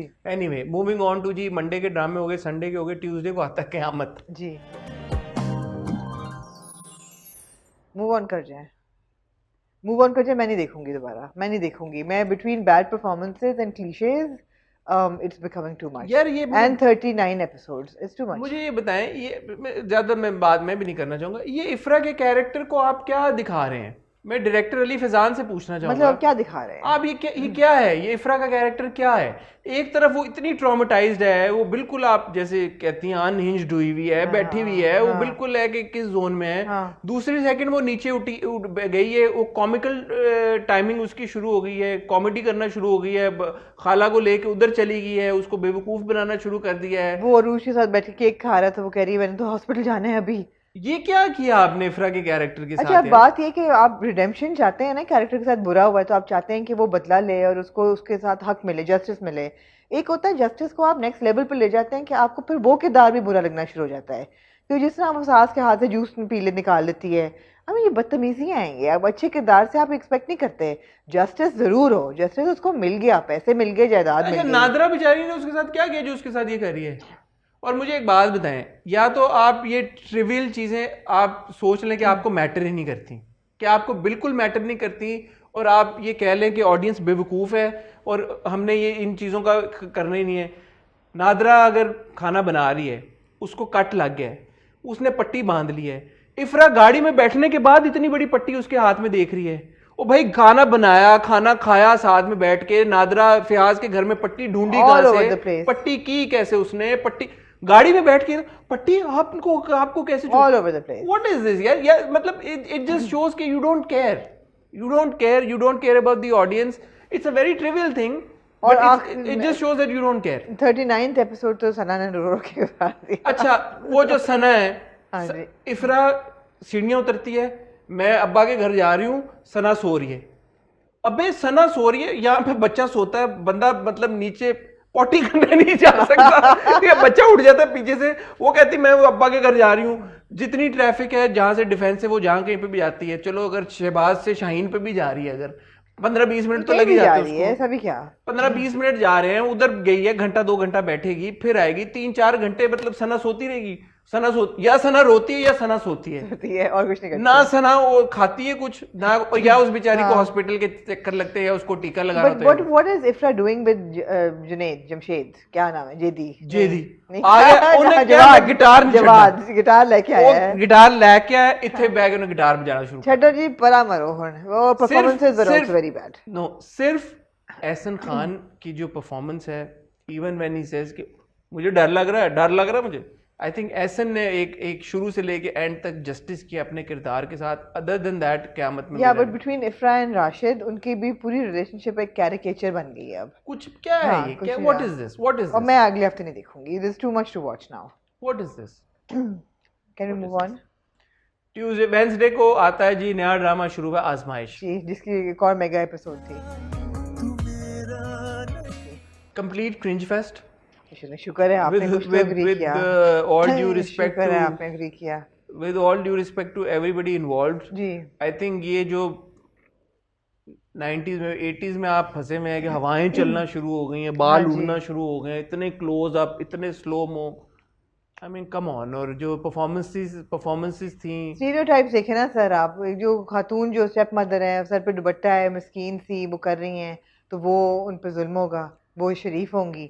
जो लड़की आ रही है जॉगिंग करके और जो बड़ा टोपी पहनी हुई है वो वेस्टर्न वेयर पहना हुआ है, वेस्टर्न वेयर वो जो पजामा और नाइट सूट में अपने है, वो थोड़ी सी ईवल होगी। बट ये जो दिखाई है आपने कि ये बिगड़ी हुई बच्ची हैं, पता नहीं बिगड़ी हुई हैं या सोशियोपैथ्स हैं या क्या हैं, लेकिन जो भी हैं मेरी तो बर्दाश्त से बाहर। वो जो समरीन नाम था उनका, आई थिंक उनका थोड़ा सा मुझे समझ नहीं आ रही कि अच्छा ये अब सिंड्रेला पे कितना आप जुल्म करेंगे, इविल सिस्टर्स जो हैं वो उस पर लड़की पे कितना जुल्म करेंगे। देखें जो सच्ची हक की बात है, मैंने ये जब देखना शुरू किया मेरे 15 मिनट बाद बस होगी, मैंने कहा अनफेयर होगा, मुझे पूरी किस्त देखनी चाहिए। मैंने जब पूरी किस्त देख ली मैंने कहा मेरी बस होगी, मैं दूसरी किस्त नहीं देख सकता। फिर मैंने कहा अनफेयर होगा, मुझे अपने साथ अनफेयर लगा कि मुझे तो मैंने दोनों किस्तें पूरी देखी हैं। तो ऐसा भी नहीं है कि मैंने नहीं देखी, मैंने एक सीन देखा है, एक शॉट देखा है, एक डायलॉग सुना है, तो मेरे बस की बात नहीं है। जो ये मेरी आजमाइश थी। शेख जो एंट्री मारते हैं स्कूल में और वो जब गिंजा को देखते हैं, वही कह रहा हूं ना, और वो जो पानी पाइप से जा रहा होता है, वो क्या सीन था? वो डायरेक्टर है फजर रजा, सिनेमाटोग्राफर थे। मिफाज शेख का मैंने इंटरव्यू किया था, तब वो इसी सेट पे थे आजमाइश के, तो उन्होंने मुझे बताया था कि जो फजर है उन्होंने बड़ी फिल्म के वो DOP थे, मुझे फिल्म का नाम नहीं याद आ रहा। एनीवे, तो वो ठीक है उनका एक वो, क्योंकि वो वाला बैकग्राउंड है फिल्म वाला, बट इट्स अ ड्रामे में तो आप, और जिस तरह का आप दिखा रहे हैं सिनेरियो, जिस तरह की, अब जैसे जो पहला सीन है जो हमारा इंट्रोडक्शन हुआ है हमारी इन बहन के साथ, क्या नाम उनका आपको याद है? मेन कैरेक्टर जो उनका क्या नाम है आमना? नहीं जी, मैंने इतनी गौर से देखा ही नहीं। किंजा हाशमी का जो कैरेक्टर है, सॉरी मुझे नाम नहीं याद आ रहा, बट जो पहला ही उनका शॉट था वो ऐसे घूमी है और हवाएं उड़ी हैं और मुस्कुराहट और slow mo, I mean come on यार, ये नहीं, मज़ा नहीं आया, मुझे मज़ा नहीं आया। और performances are not up to the mark, I am sorry, except for Shahood Alvi sahab and Laila वास्ती साहिबा, जो कि ऑफ कोर्स एक मंजे हुए अदाकार हैं, उनकी बड़ी अच्छी एक्टिंग है। बट परफॉर्मर भी क्या करे, एक्टर क्या करे, जब आप उसको कैरेक्टर और लाइंस और स्क्रिप्ट ऐसा देंगे और स्टोरी ऐसी देंगे जिसपे वो बिल्कुल no, but even support cast that जो फहद के कैरेक्टर का नाम बासित, आई थिंक नाम है उनका, बासित की जो भाभी हैं, अच्छे बड़े तो आपको ड्रामों के नाम लोगों को याद नहीं रहते, इस ड्रामे के आपको सब किरदार मैंने गौर से देखा ना, मैंने कहा ज्यादती ना हो। बासित की जो भाभी हैं उनका जो कैरेक्टर है, वो जो पूरा जो वो एक कैरेक्टर है, जो कैरेक्टर आर्क जैसा लग रहा है उनका, आई मीन कम ऑन। और जो लैला जी का जो कैरेक्टर है उनके साथ जो हो रहा है, जो होता आ रहा है, मैं आई एम सॉरी 2 किस्तों के बाद मैंने फैसला किया मैं आजमाइश नहीं देखूंगा। आजमाइश तो मेरी आजमाइश होगी, हाँ मेरी हो गई है, जितनी होनी सी हो गई है। मैं हमें इस आजमाइश में ना डालें। I really apologize. I will not be able to watch Azmaish, and I would want the audience's feedback and opinion on all the new dramas. आप बताएं आप। All 3 of them. All 3. आखिर कब तक परदेस and Azmaish. सारे हो गए। और please also a word के Hassan needs to watch Neeli. Hassan, we can watch it together here दिन के वक्त। We'll see about that. Anyway, हमने सारे कवर कर लिए। संडे वाला भी हो गया, मंडे वाला भी हो गया, ट्यूसडे और वेडनेसडे फाइनली जी, फाइनली। हाँ जी।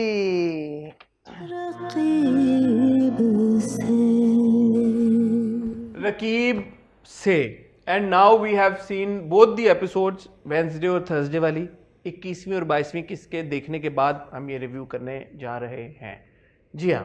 So it was so poetic कि किस तरीके से हर कैरेक्टर के आगे से जैसे एक बादल होते हैं ना, वो हटते हैं हर कैरेक्टर के आगे से। आपको जितनी एम्बिग्विटी थी, आपके जितने सवाल थे हर किरदार को लेके, वो ऐसे आपके आंखों के आगे से इन 2 किस्तों में बादल हटना शुरू होते हैं।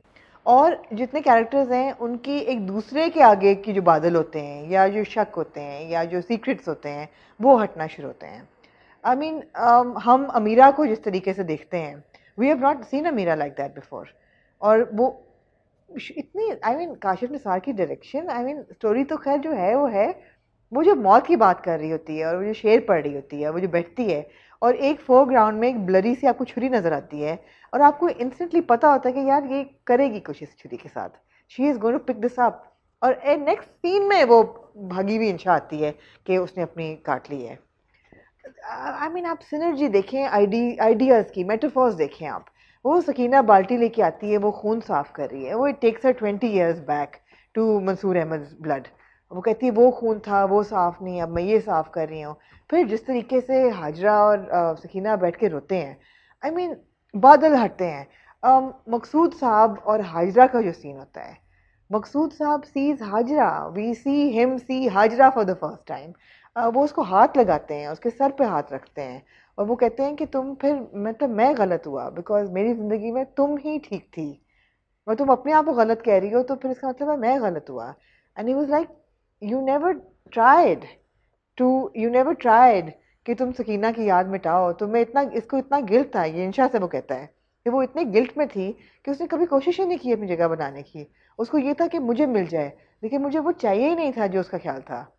और फिर वो सारा जो वो एक डिक्लेरेशन होती है कि मैं तो एम्बिशियस था, मुझे तो अपना करियर चाहिए था, मेरा भाई मर गया, वरना मेरा तो ये था कि मैं जल्दी से इससे शादी करूं और वापस अपना काम करूं, तरक्की करूं, पैसा कमाऊं। It was a burden for me, this love became a burden.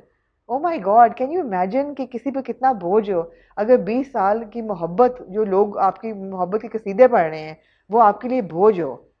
ऐसे रेवोल्यूशंस हो रही थी हर कैरेक्टर की। It was beautiful, it was so, it was like a symphony.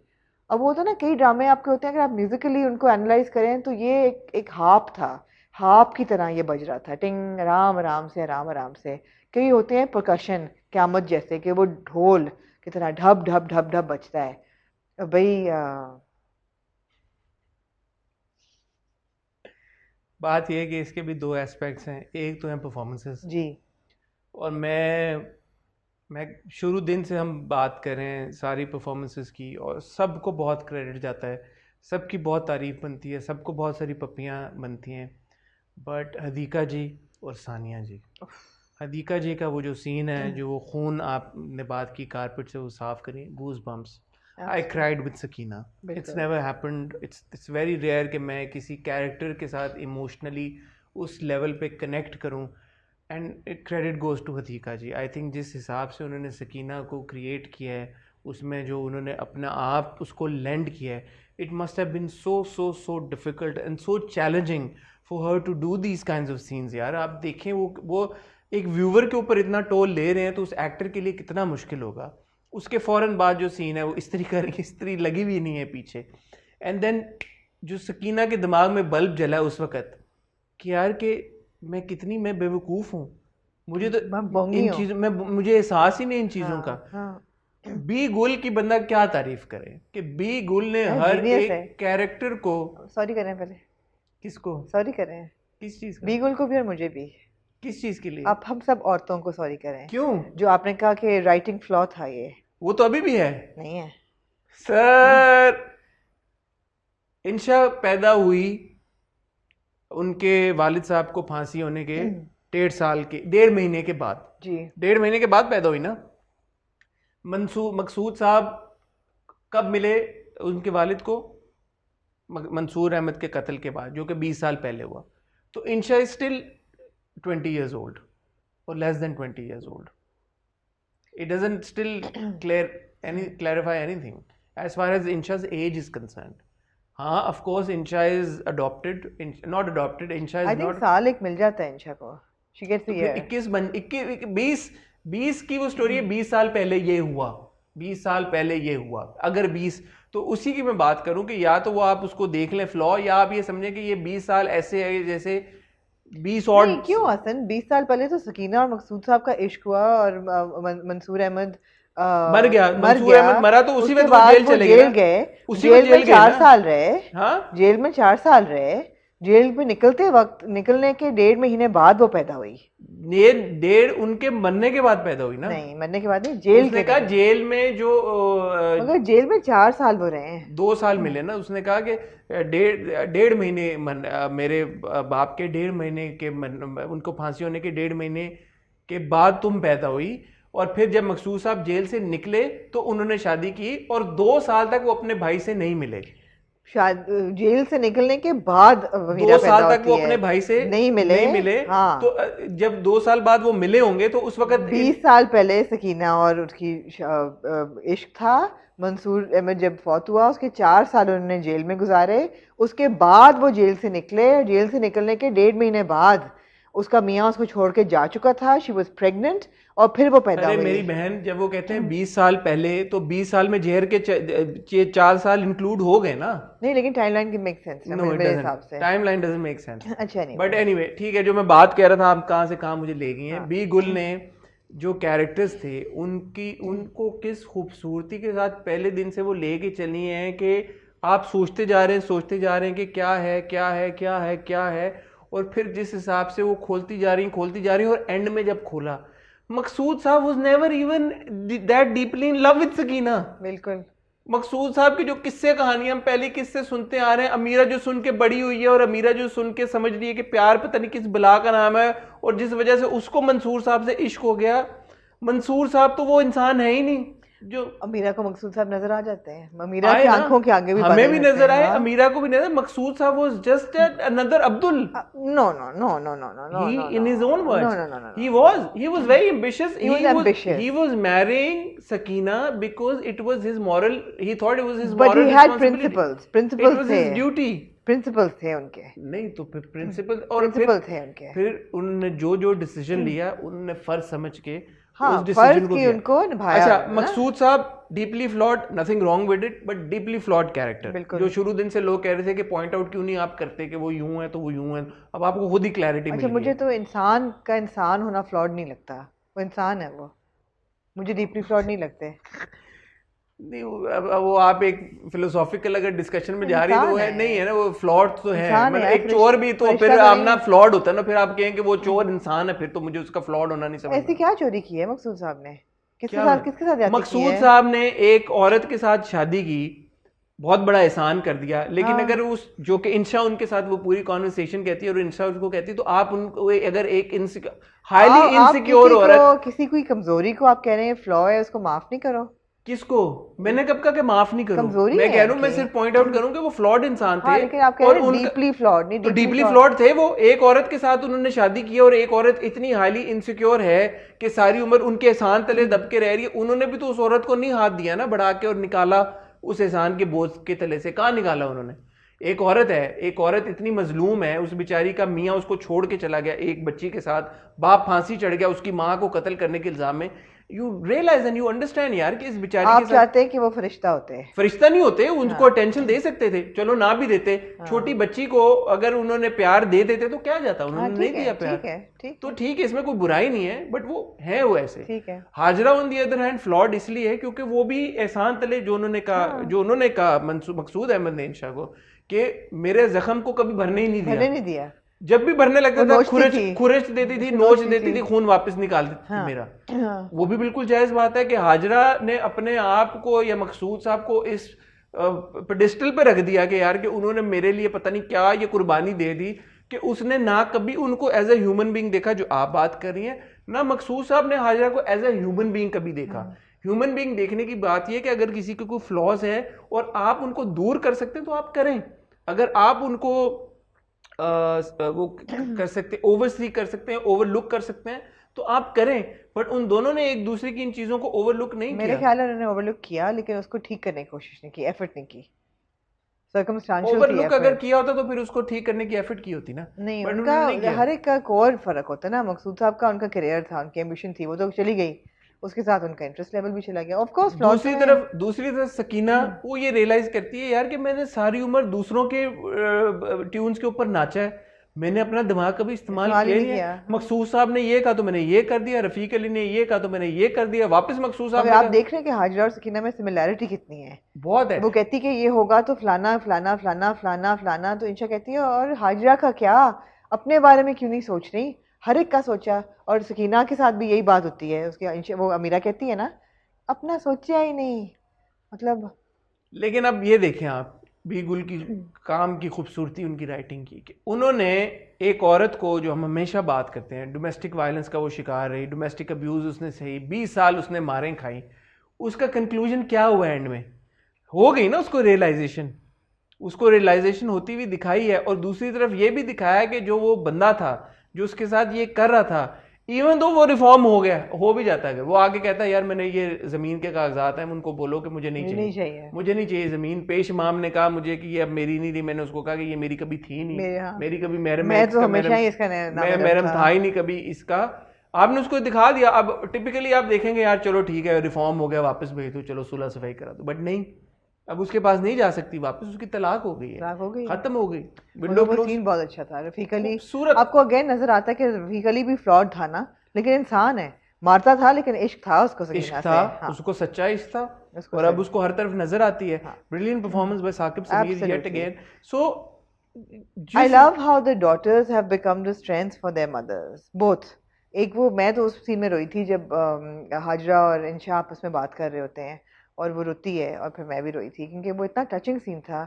या जब चोटी बना रही होती है सकीना अमीरा की, और उनकी कॉन्वर्सेशन, ये बेटियां ताकत बन जाए, वो कहती है ना, वो इससे नहीं आपको मेरे पासों में याद आया papa you are my strength not my weakness, वो कहती है ना कि आपने मुझे वीकनेस समझा पूरी जिंदगी, I want to be your strength. वो बहुत टचिंग था। बट अगेन हसन जो हम बार बार कहते हैं, बार बार, कि जब कैरेक्टर्स को आप स्टीरियोटाइप करते हैं, जब आप स्टोरीज को स्टीरियोटाइप करते हैं, बार बार एक किस्म की कहानी लोगों को फीड करते हैं, वो फॉडर बन जाता है। आप उनको गोबर खिलाए जा रहे हैं, खिलाए जा रहे हैं, खिलाए जा रहे हैं, थोड़ी देर बाद पब्लिक देखते हुए कहती है यही शायद हमारी स्टेपल डाइट है। इसमें आपने पब्लिक के दिमाग उल्टा दिया है कि यार ये फ्लॉड हैं लोग, लेकिन ये इंसान है, इंसानों में फ्लॉज होते हैं, आपको उनको फ्लॉज के साथ कबूल करना पड़ता है। आप कब नहीं कबूल करते? इंशा को, अब्दुल को रिजेक्ट करना आपको समझ आता है। वो कहते तुम्हें मुझसे मोहब्बत नहीं है, वो ये नहीं कहती नहीं है, वो कहती मैं तुम्हारी इज्जत नहीं करती अब। And she takes a stand कि जब मुझे इस मर्द की इज्जत नहीं है, मैं क्या जिंदगी गुजारूंगी इसके साथ। Strong women, why can't we create more strong women? Even with her flaws, Sakina is strong. Even with her flaws, Hajra is, with her weaknesses, Hajra is strong. I mean, क्या बात है। And the sisterhood, कि उन्होंने एक दूसरे को खड़ा किया है। वो कहता है ना कि तुम रो रही थी के साथ बैठ के और मैं अकेला था, मैंने सोचा कि मैं हाजरा को बुलाऊंगा तो क्या वो आएगी सकीना को छोड़ के, कि तुम लोगों का जो आपस में वो बॉन्ड था उसमें मेरी क्या गुंजाइश। Beautiful bond between the women, beautiful bond, beautiful. और मुझे एक और इससे ख्याल आया कि जो हाजरा ने शुरू में ट्रेन वाली स्टोरी सुनाई थी कि दो बच्चे she was pregnant and she fell and she had a miscarriage, that story was probably true as well, because Maqsood Sahab ऐसा नहीं था कि कोई अपने आप को सेव करे थे सकीना के लिए हमेशा के लिए जी। मकसूद साहब प्रॉब्ली एंड वो खुद मकसूद साहब ने बोला है कि वो एक नई जिंदगी शुरू करना चाहते थे, एक नया रिश्ता शुरू करना चाहते थे, सकीना ने उनको नहीं शुरू करने दिया। तो मे बी शुरू के टाइम में वो सकीना के साथ एक नॉर्मल जैसे एक मियाँ बीवी का रिश्ता होता है वो एस्टैब्लिश करना चाहते थे जी। बट क्योंकि हाजरा के साथ, लेकिन हाजरा ने क्योंकि सकीना को निकाला ही नहीं इक्वेशन से, बाहर ही नहीं, ऑनेस्ट आदमी थी ना, उन्होंने सब कुछ ऐसे खुली किताब की तरह रख दिया हाजरा के सामने। और हाजरा को ये लगा एक तरह से अगर आप देखें तो ये कितनी जबरदस्त चीज है कि 20 साल हाजरा जिस चीज के लिए यर्न करती रही वो उसके सामने थी और उसके लिए फील्ड वाज वाइड ओपन। उसके अपने दिमाग का ये फितूर था कि वो सकीना को बीच में लेके आई थी। पहला ऑब्स्टिकल तो हमारा दिमाग ही क्रिएट करता है ना, पहला फियर तो उसके लिए the field was wide open. But वो मकसूद साहब और जो अमीरा बार बार कहती आ रही है कि मैं अगर होती हाजरा जी आपकी जगह तो मैं तो यूं सकीना उनके दिमाग से निकलवा देती। सकीना तो कभी थी नहीं, हाजरा नहीं आ सकी, सकीना तो थी नहीं, हाजरा अपने आप को उस जगह पे ला ही नहीं पाई कभी। But Hasan magical story telling है, मैजिकल स्टोरी टेलिंग। मान इजाज की आप एक्टिंग के बारे में आप क्या कहें यार, वो क्या बंदा है वो यार। क्या उनकी अदाकारी है, क्या वो जबरदस्त एक्टर हैं। अब मैं देख रहा था उनके सीन्स हैं जो हाजरा के साथ, उनके सीन्स हैं जो सकीना के साथ, उनके जो सीन्स हैं इंशा के साथ, उनके जो सीन्स हैं अमीरा के साथ। बिल्कुल यार Maqsood Ahmed is like you know so बंदा एक ही है, लेकिन जो उनका एक रैपो था चारों खवातीन के साथ यार, व्हाट ब्रिलियंट एक्टिंग है। फरियाल महमूद अगेन यार, उन्होंने जो जबरदस्त अदाकारी की है। 22nd episode belongs to Faryal Mehmood acting पूरी।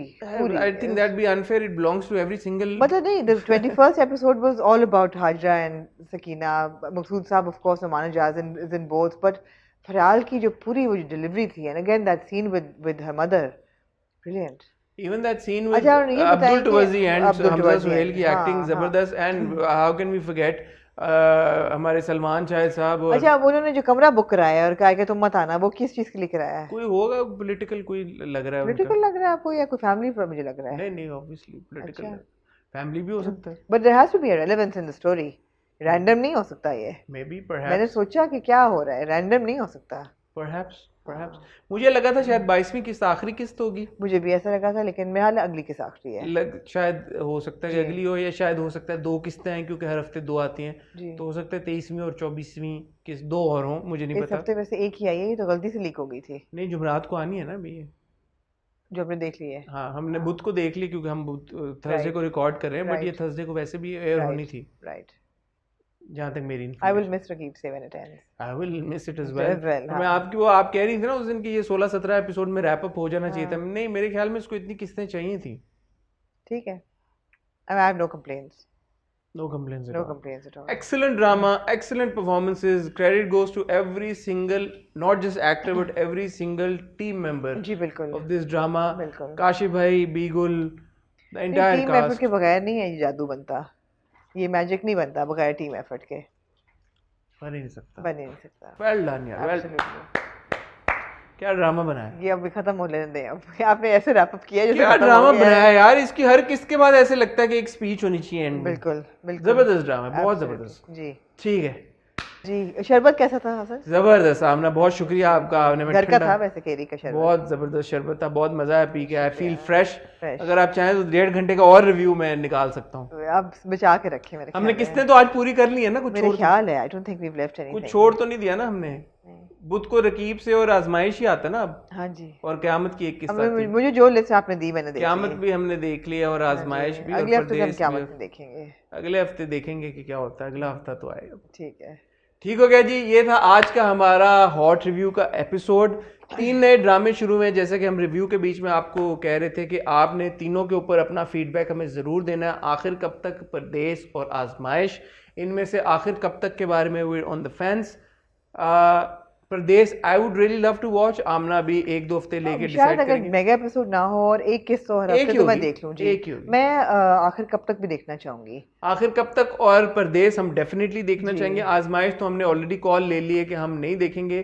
अगर आप लोगों ने बहुत ज़्यादा इंसिस्ट किया और आप लोग कह रहे हैं कि पता नहीं कोई ऐसी something that you know that we don't know, और कोई आपको बड़ा सीक्रेट पता है आजमाइश के बारे में जो कि बहुत ही कोई मेजर कोई ट्विस्ट और पता नहीं क्या होने वाला है, टाइटैनिक चलने वाली है उसमें कोई, तो फिर हमें बता दिएगा, तो फिर हम देखेंगे कि हमें देख लेना चाहिए नहीं। तो इन तीनों के ऊपर अपना फीडबैक, ऑफ कोर्स बाकी जो ड्रामे हैं, क़यामत के बारे में आप लोग क्या सोच रहे हैं वो भी हमें बताएं। आप लोग देख रहे हैं, आपने देखना छोड़ दिया है, और then of course Raqib Se and दिल ना उम्मीद तो नहीं।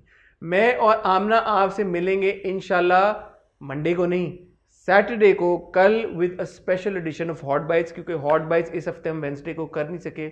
आपने सांस ली है, आप क्या, आपने क्या आपका रिएक्शन क्या था इस बात पे?